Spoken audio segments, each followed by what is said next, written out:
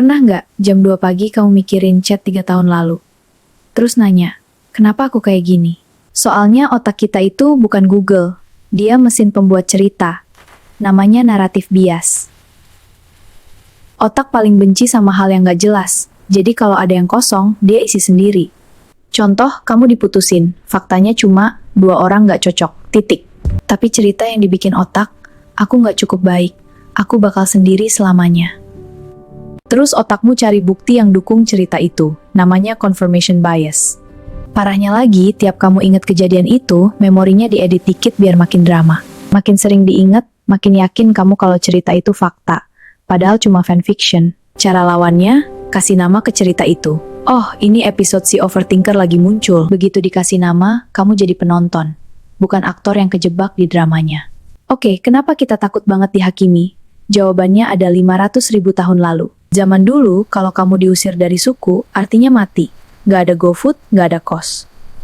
Jadi otak kita berevolusi punya satpam, namanya amigdala. Tugasnya, jangan sampai kita diusir.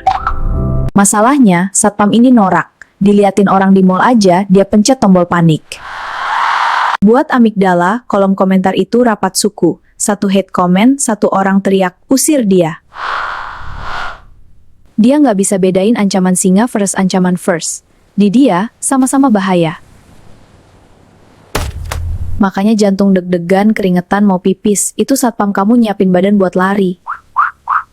Padahal kamu lagi di kamar, rebahan, gak ada singa, cuma ada notif Shopee. Jadi bilang gini ke dia, makasih udah jagain, tapi sekarang udah aman, gak ada yang ngusir kita. Latih terus, lama-lama satpam kamu jadi chill. Dia tahu bedanya kritik versus serangan harimau. Kita salah kaprah soal dopamin. Dia bukan hormon senang, dia hormon penasaran. Tugas dopamin bukan ngasih hadiah. Tugasnya bikin kamu ngejar hadiahnya. Makanya scroll TikTok 3 jam gak kerasa. Tiap video dopamin bisik, yang selanjutnya lebih seru. Terus pas dapet yang kamu mau, kok biasa aja? Karena kerjaan dopamin kelar pas kamu ngejar. Tugas gue selesai. Itu namanya hedonic treadmill. Kita lari terus, tapi ngerasa di tempat yang sama.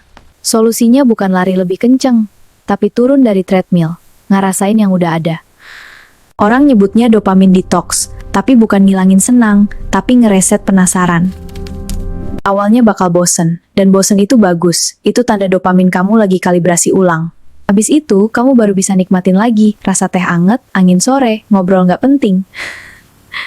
Kamu jadi nggak gampang dikejar janji-janji dopamin. Kamu yang pegang remote. Ngomongin trauma. Trauma itu bukan kejadiannya, tapi file memori yang nggak ke-save bener.